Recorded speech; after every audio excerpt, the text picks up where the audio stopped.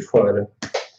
Eu me propus a conversar um pouco com vocês, e aí vocês podem ficar à vontade para colocar questões, comentários, apontamentos, discordâncias aqui no chat, que eu vou acompanhando, sobre a forma que Leon Denis usa para definir uma ideia de dever. Se nós fôssemos fazer uma alegoria bem tosca, mas ainda assim efetiva, nós poderíamos dizer que no processo de organização e sistematização do pensamento espírita, Allan Kardec foi aquele que deitou as fundações, levantou a construção bruta.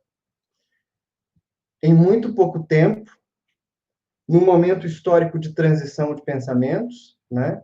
Kardec está bem no limite de quando surge um novo paradigma da ciência, de quando está surgindo as disciplinas em torno da psicologia, enfim, ele está ali num limite de mundos, por assim dizer.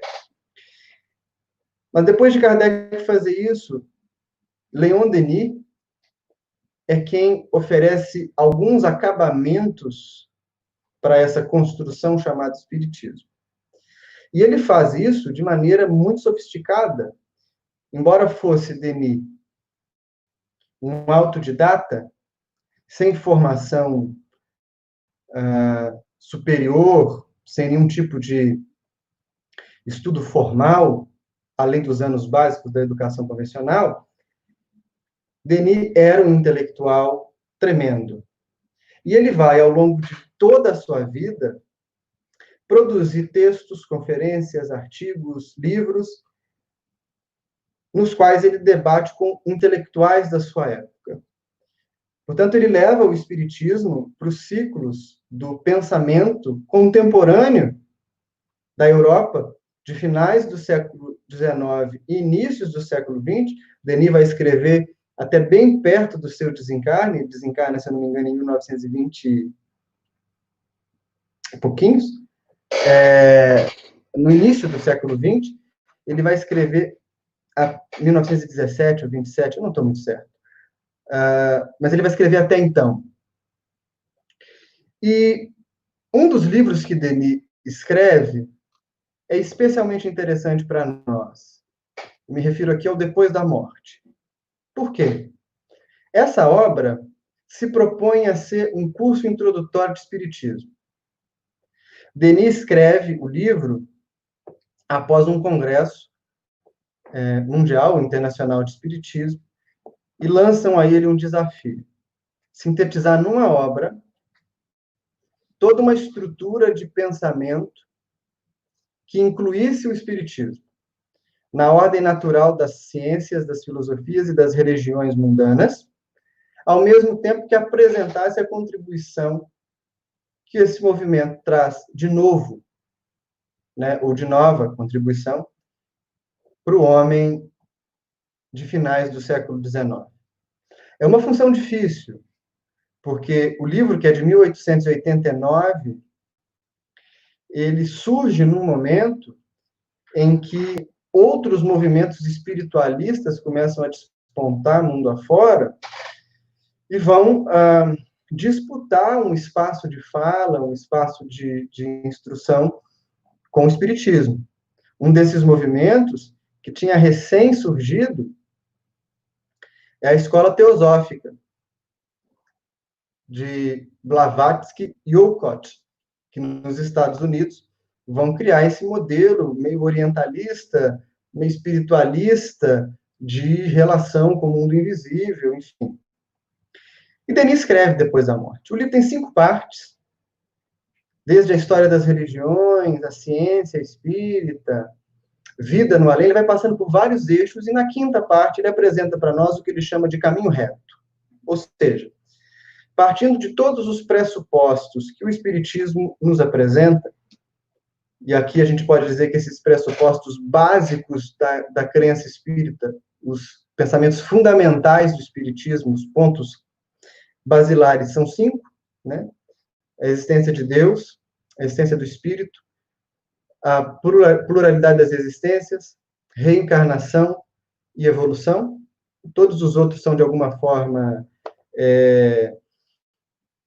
desdobramentos desses 5. A partir disso, Denis começa a abordar a questão do amadurecimento da nossa consciência. E aí, ele vai desde o capítulo 42 do livro até o 55, abordar e discorrer sobre essas questões. Nos interessa hoje, especificamente, o que ele aborda no capítulo 43. E Denis chama o dever. No Evangelho segundo o Espiritismo, há uma mensagem intitulada O Dever. Mas a maioria de nós, quando vai ler esse texto, esse trecho, não sei se por uma questão de tradução apenas, ou se a mensagem ela é por si mesmo truncada, mas não é uma página de fácil compreensão, o dever fica naquela questão, assim, sempre fronteiriça, a gente não sabe muito explicar o que é o dever. Isso é uma coisa que o Denis corrige, se a gente pode se expressar dessa maneira. E ele vai dizer para nós, então, que o dever, ele é o conjunto das prescrições da lei moral, a regra pela qual o homem deve conduzir-se nas relações com seus semelhantes e com o universo. Então, é quase como se ele chamasse aqui de dever a regra do bem proceder.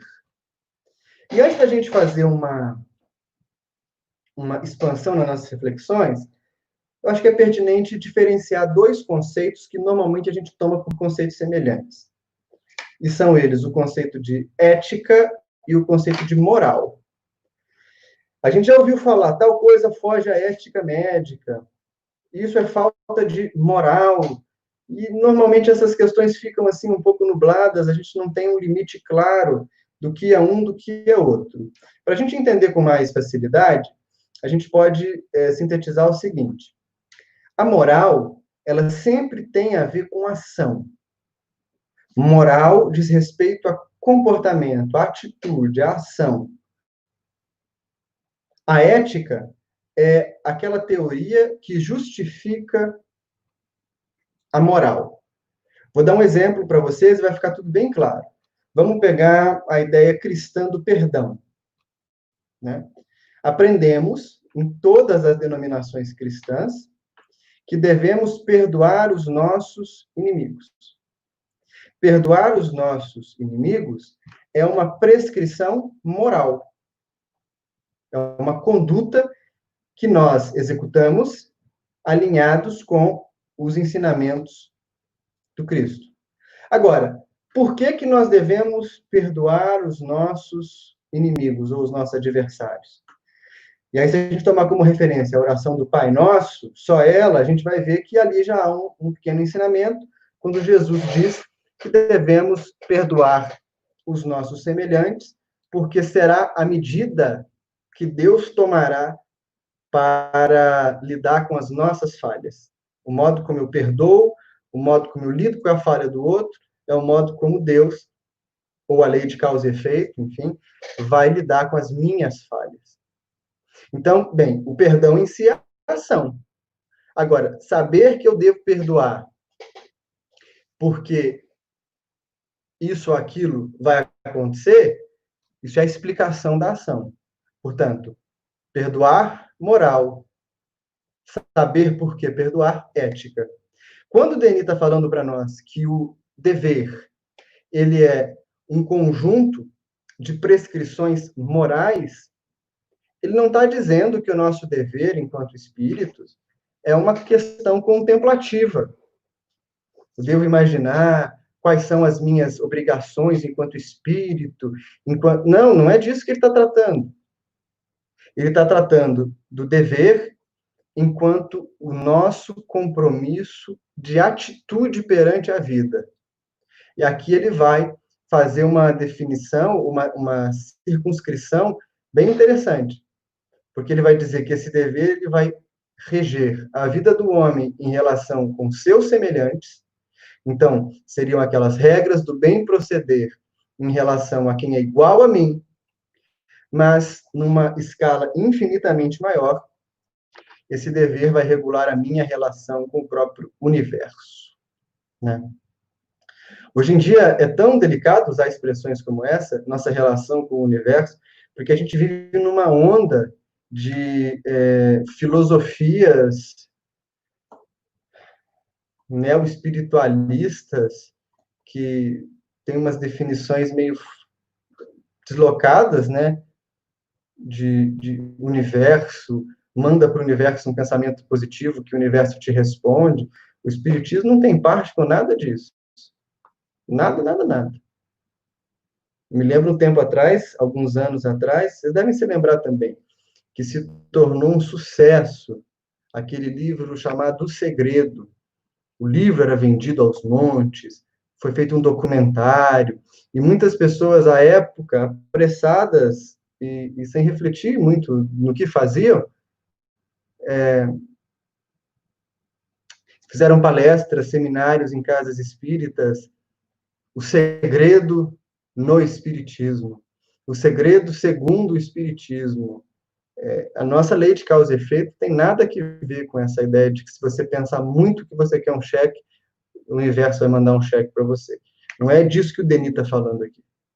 A regra de bem proceder em relação ao universo é o modo como a gente se relaciona com as outras instâncias da criação. E nós temos responsabilidade por ela. Imagina que o homem é o zelador do planeta.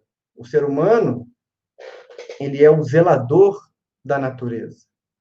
Por ser aquele, nesse plano, até onde se sabe, que possui o maior desenvolvimento intelecto, moral dos seres que existem aqui. Então, nós somos chamados a zelar por isso. Daí o dever vai regular a minha relação num nível bem particular em que eu convivo com o outro, igual a mim, mas vai também regular, ou deveria regular, a minha relação com todas as outras esferas da criação. Isso é bem amplo, né? Mas vocês vão ver que ao longo da nossa fala, o Denis vai cada vez mais afunilando esse processo até chegar na nossa rotina do dia a dia. Falamos dessas regras de bem proceder, né? Agora, ela não é igual para todos os seres, para todos os espíritos. Por que não? Porque ela vai variar sempre em função da condição espiritual desses seres, dos espíritos, e do saber que esses seres possuem. Quanto mais elevada a criatura, maiores as suas responsabilidades. Quanto menos amadurecida e, portanto, ainda mais infantil na sua forma de se relacionar com o mundo, menores são as suas responsabilidades. O que não significa dizer que existam espíritos nesse mundo que não tenham deveres. Na verdade, é o contrário. Cada um é responsável por se relacionar e cooperar nessa harmonia coletiva do melhor modo possível, conforme as suas condições. Não há nenhum ser humano que exista, que não tenha, sob sua responsabilidade, pequenos deveres. Na medida que os espíritos avançam, ascendem, e aqui a gente está falando de avançar e ascender, não numa hierarquia social, mas numa hierarquia íntima. A palavra evolução é uma palavra especialmente problemática, né? Na época de Kardec, talvez ainda não fosse. Talvez, mas há dúvidas. Mas depois de Kardec, com certeza, a palavra evolução ela vai tomar uma conotação muito perigosa. Charles Darwin, ele publica em 1859 A Origem das Espécies, que é uma obra famosa que vai tratar da ideia da seleção natural e do desenvolvimento das espécies na natureza. Pouco tempo depois que Darwin publica essa obra, que trata dos animais e do processo de mutação e, portanto, como aqueles seres mais adaptados sobrevivem no meio selvagem, alguns pensadores da antropologia, da recém-nascida sociologia, da história, vão importar esse conceito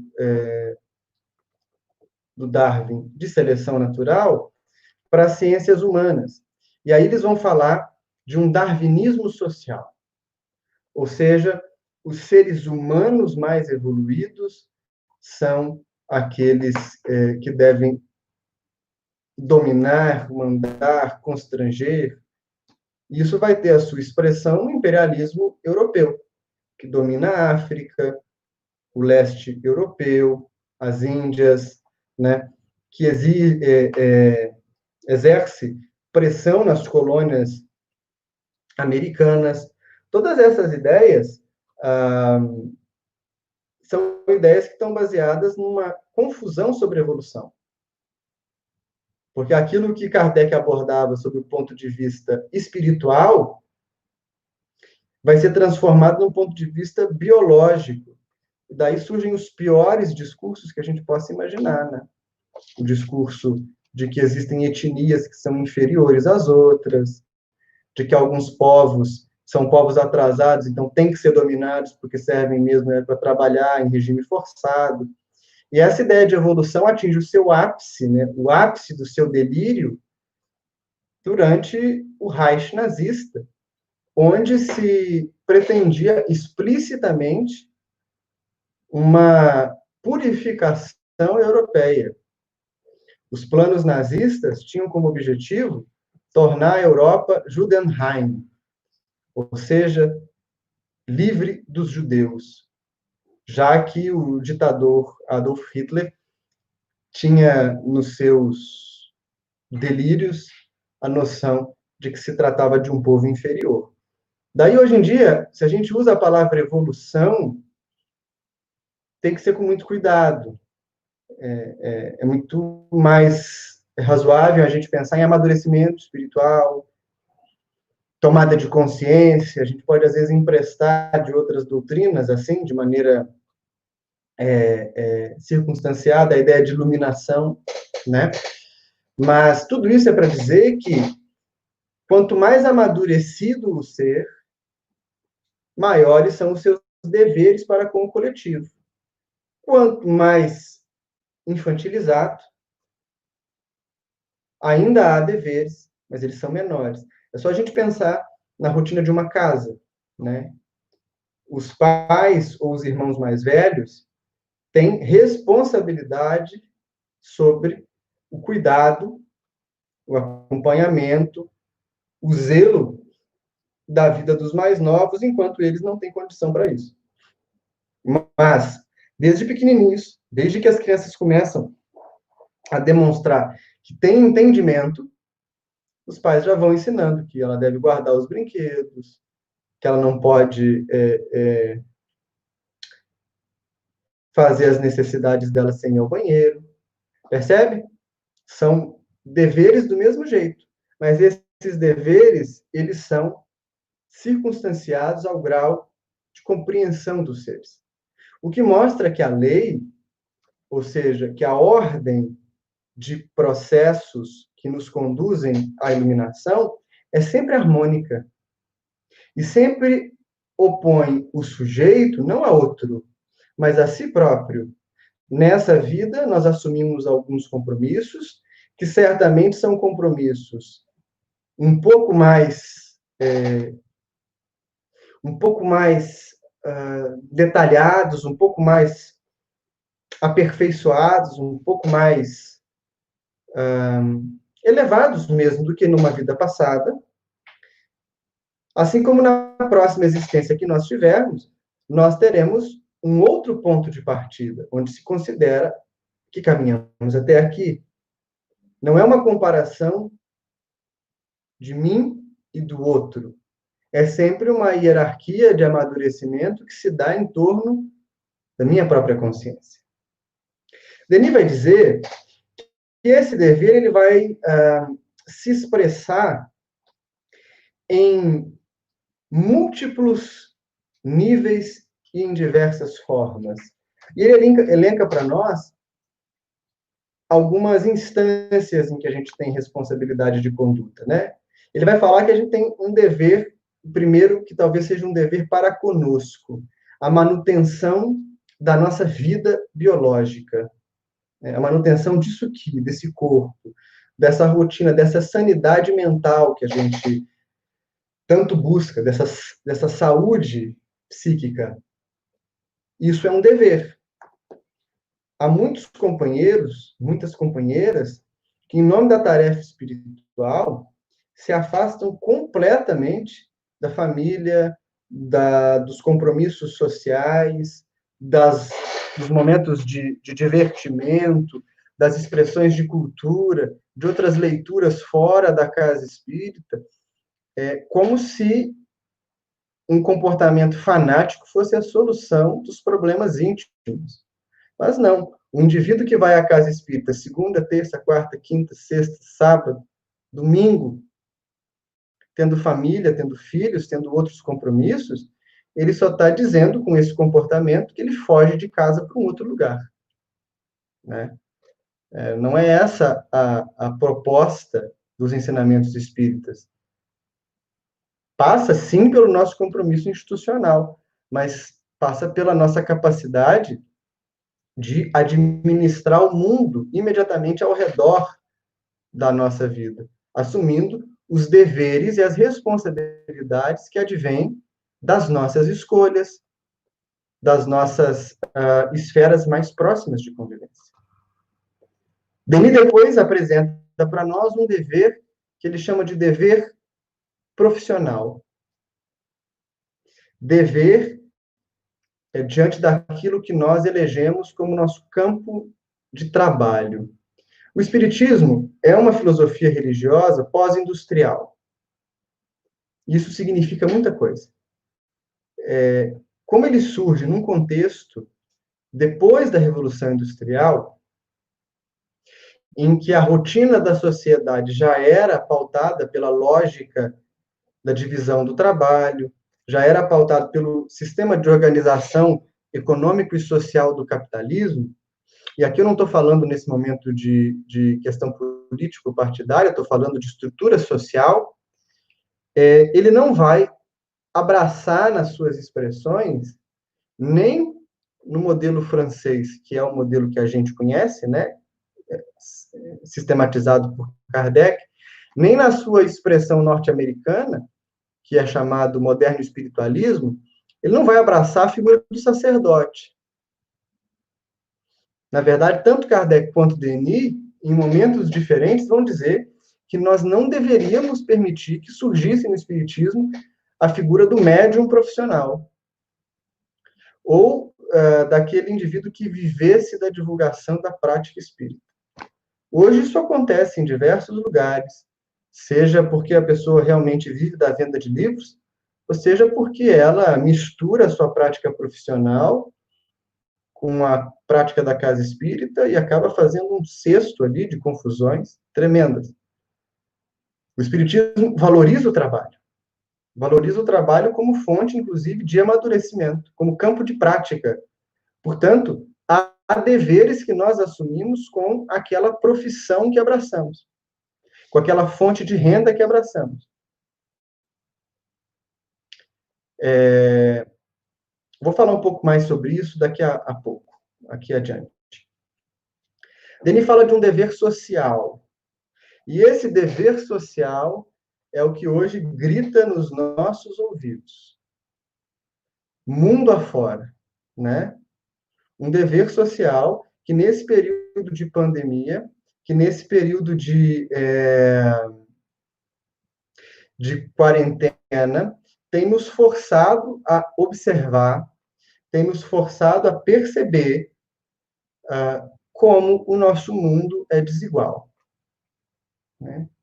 Como o nosso mundo é um mundo dividido em estamentos. E como aquelas coisas horríveis que nós achávamos que tinham superado, né? Quer dizer, que algumas pessoas achavam que tinham superado, como o preconceito étnico-racial e outros tantos preconceitos estão aí, andando à solta pelas ruas. né?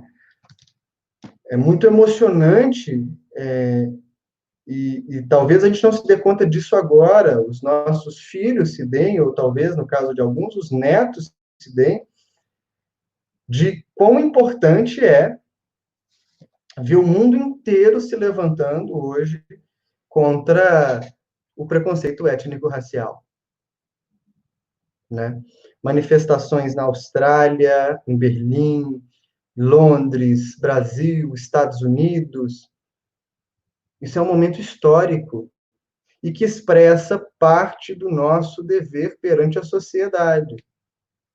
Nosso dever não é cuidar das pessoas carentes que vão à casa espírita para buscar assistência, esperando receber uma vida melhor no além, e fica por isso mesmo. O dever social é uma luta constante que nós assumimos para que todos os seres humanos partilhem da mesma dignidade de existir. E é interessante porque há 2 semanas, talvez, eu fazia um estudo sobre esse mesmo tema e uma pessoa colocou no chat assim: você não entende nada de espiritismo, está usando o espaço da tua palestra para falar de política. E, de fato, é muito audacioso é quem disser que entende tudo de espiritismo, mas em nenhum momento, desde a sua fundação, do seu surgimento, até o início do século passado, meados do século passado, o espiritismo foi uma prática isenta, né? Denis foi um grande lutador pelas igualdades e pelos direitos. Kardec vai defender no seu tempo algumas bandeiras que são inglórias, né? Na época, por exemplo, ele vai defender a inexistência de diferença ou de hierarquia espiritual entre os homens e as mulheres. Nós temos Humberto Mariotti, Herculano Pires, uma série de figuras, Brasil e mundo afora, que vão defender a ideia de que, embora o espiritismo não se envolva especificamente com políticas partidárias, ele tem uma intenção de construir aqui um lugar melhor. Isso é dever social. Se falar de desigualdade, se defender que pessoas de etnias distintas da minha tenham direitos semelhantes aos meus, não tiver a ver com o espiritismo, eu não sei por que aqui outras pautas teriam, né? Afinal, tudo aquilo que é humano concerne ao espiritismo, já que é uma filosofia que estuda a natureza, a origem, o destino dos espíritos e as suas relações com o mundo corporal. Portanto, há um dever social grande que nos chama, né, para além da passionalidade. Por fim, e Denis coloca o dever social como o penúltimo estágio do que ele analisa, ele vai falar para nós de um dever para com Deus, que é o que engloba praticamente todos os outros, né, e extrapola a esfera social para todos os outros níveis da criação. Cuidar desse dever é, em última análise, perceber quais são as melhores formas de nos conduzir, quais as melhores formas de atuar ativamente nesses espaços para tornar o mundo melhor. Agora, vejam a cabeça de Denis. Depois dele falar para nós a respeito desses níveis de dever, ele discorre sobre um tema muito interessante, que ele vai tratar como uma reflexão em torno das leis humanas. E ele vai enunciar algumas coisas que talvez deixem vocês que escutam ou que vão ler o livro, e eu convido todos a fazerem isso. Capítulo 43 do livro Depois da Morte, talvez com o cabelo em pé, né? Porque o Denis vai dizer que o homem maduro que contemple leis criminosas deve desobedecê-los, desde que saiba que as desobedece em nome da virtude coletiva, né? Em nome do bem maior. Isso é muito forte, isso é muito forte. Porque o dever de consciência, a identidade que a mente é capaz de criar com os ensinamentos do Cristo, é algo tão forte que algumas leis se tornam explicitamente criminosas. Vamos pensar, por exemplo, nos Estados Unidos da década de 60, em que se houvessem negros num ônibus, um ônibus comum, urbano, e nesse ônibus subisse uma pessoa branca, o negro deveria levantar para que o branco sentasse. Nesse mesmo período, há leis que vão dizer que deveriam haver portas diferentes para negros e brancos num lugar. Bebedouros distintos. Salas de aulas específicas para negros, para brancos. Leis criminosas que figuras vão percebendo o tamanho desse crime e precisam descumprir a lei. Gandhi faz todo o processo de libertação da Índia do jugo colonialista inglês a partir da desobediência civil. E ele dizia: as leis foram feitas para serem inteligentemente descumpridas, sabiamente descumpridas, descumpridas em nome de uma moral superior. Isso coloca a gente contra a parede. Contra a parede. Por quê? Porque, em último nível, o que o Denis está dizendo para nós é: quanto mais maduro o indivíduo, mais capaz de se tornar responsável pelas suas escolhas ele é. E ele está pouco se importando com questões adjacentes diante de um crime que ele não quer cometer, de um comportamento que ele não quer ter, diante de uma ação que ele sabe que é uma ação negativa, que é uma ação criminosa. Então, ele escolhe não fazer, ainda que corra o risco de ser punido por isso, do que fazer e cometer uma injustiça. Esse é o nível final de uma busca espiritual, de uma consolidação espiritual. Os grandes mestres que o mundo viu caminharem por aqui, a começar de Jesus, que para os cristãos é o maior desses mestres, tinham incrível habilidade para desobedecer leis sem sentido. Sejam leis formais, escritas, embora no tempo de Jesus houvessem poucas leis escritas, mas também as leis tradicionais. Jesus é aquele que cura no sábado, é aquele que come sem lavar as mãos, é aquele que permite que uma mulher de vida impura lhe toque. Esse é Jesus. O homem que descumpre todas as normas da tradição, da lei, em nome de algo maior, que é o afeto, que é o amor universal. Então, dá uma ideia do que é a gente pensar num dever, é assumir o compromisso que nós temos com o benefício coletivo e arcarmos com essas consequências. Estarmos dispostos a pagar o preço de sermos dignos e de lutar pela dignidade do outro, mesmo que a lei diga o contrário. E essa é uma pergunta que a gente tem que se fazer de vez em quando. Inclusive, é uma pergunta ótima para a gente se fazer nesse momento de tensão interna no Brasil, de completo desgoverno, né? O que nos impede de praticar ações criminosas? O que nos impede de fazer o mal? Se alguma lei fosse sancionada, nos permitindo, por exemplo, matar determinado grupo, ou roubar determinado grupo, ou destratar oficialmente determinado grupo de pessoas, será que nós faríamos isso porque a lei permite? Ou será que já existe, em alguma instância em nós, uma coragem suficiente para dizer essa lei eu não vou praticar, eu não quero ter minha mão suja de sangue, eu não quero me ver numa condição dessa. Entendem? Então, Denis está falando para nós que é preciso saber agir. Mas como que se aprende? É a grande pergunta, né?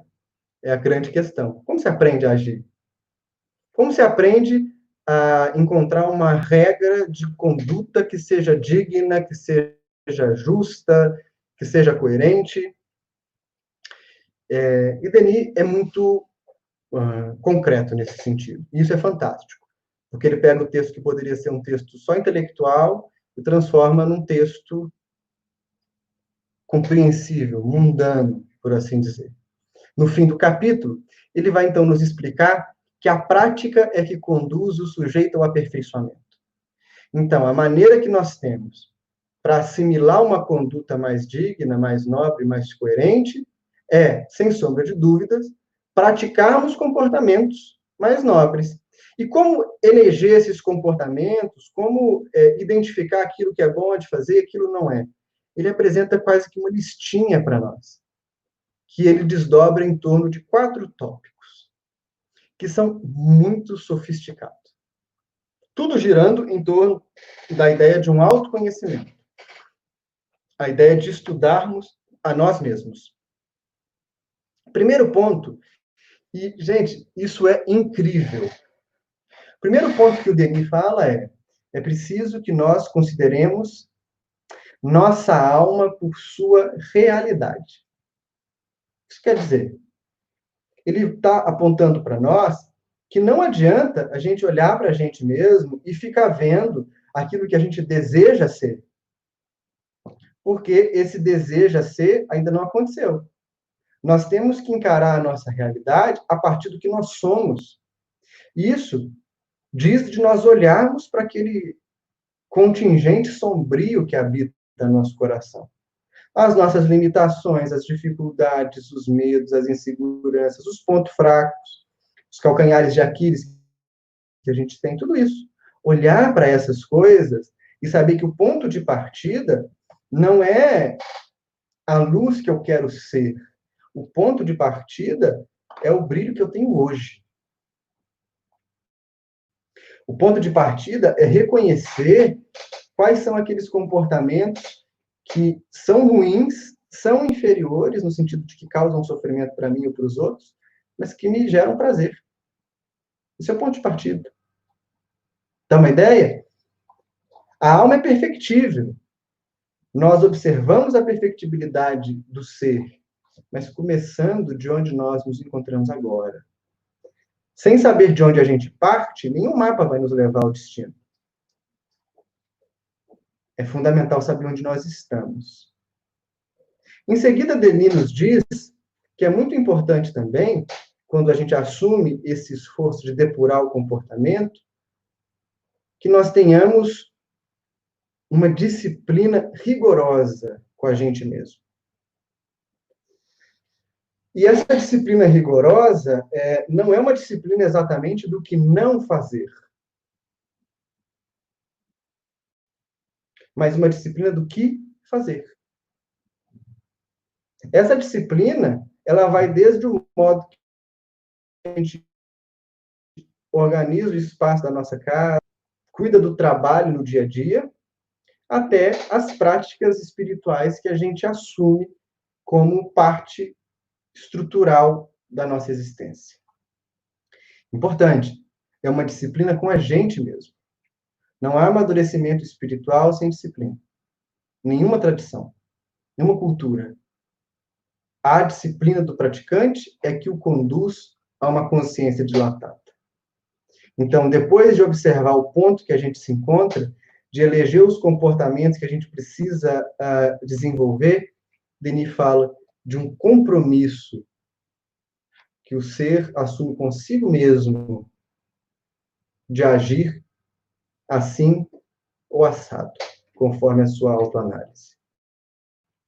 Ele vai dizer, como terceiro aspecto, que sem buscarmos um isolamento, é muito importante que saibamos escolher as nossas companhias. E aqui uma pessoa menos avisada, ou alguém que não concorde com a fala do Denis, pode dizer assim, não, mas isso é fazer acepção de pessoas. O Cristo lidava com todos. Aqui, o texto não está falando para a gente não lidar com as pessoas. Jesus cuidava de todos que chegavam até ele, mas ele convivia intimamente com seus apóstolos e mais algumas poucas pessoas, como a família de Lázaro, Marta e Maria, que eram amigos de Jesus. Mas o número de indivíduos que gozava dessa intimidade com ele era muito menor comparado àquele que ele atendia. E o Denis aponta para a gente essa mesma questão. Olha, nós vamos lidar com todas as pessoas sem acepção de valor, sem julgamento. Entretanto, aqueles que vão gozar da nossa intimidade, que vão gozar da nossa convivência, são escolhidos por nós. E é muito importante que a gente tenha perto, e cada vez mais perto, aqueles e aquelas que estão buscando a mesma coisa que nós. Porque nessa busca, nós podemos nos reforçar mutuamente, né?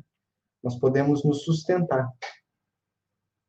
Finalmente, Denis vai dizer de uma coisa que pode ser aparentemente simples, mas ela é bem difícil de ser implementada, que é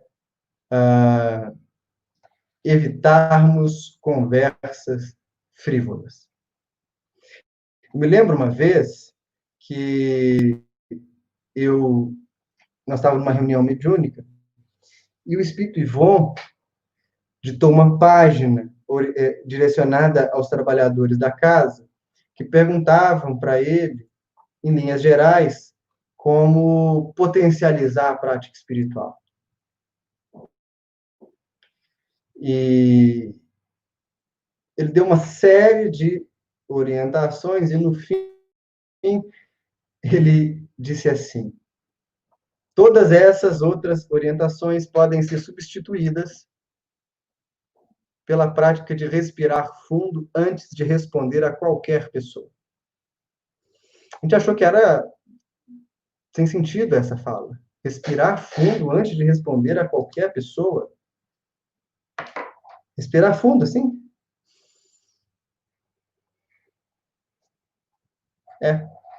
Tentem fazer. Como é difícil. Normalmente, a nossa angústia, o nosso estado mental agitado, perturbado, é tão intenso que nós nos jogamos nas conversas mais absurdas, fazemos queda de braço para provar que estamos certos com aqueles indivíduos que não têm nenhuma razão para ocuparem o nosso espaço mental, e isso nos desgasta energeticamente, mentalmente, emocionalmente. Queremos sempre ter razão. E vamos adentrando nessa mata densa, nesse espaço árido,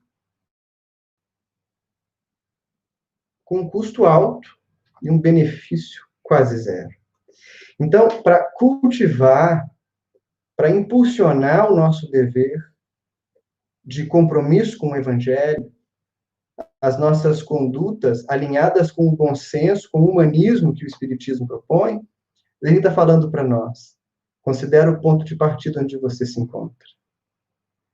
Seja disciplinado. Selecione com cuidado as tuas companhias mais íntimas e evita conversa fiada.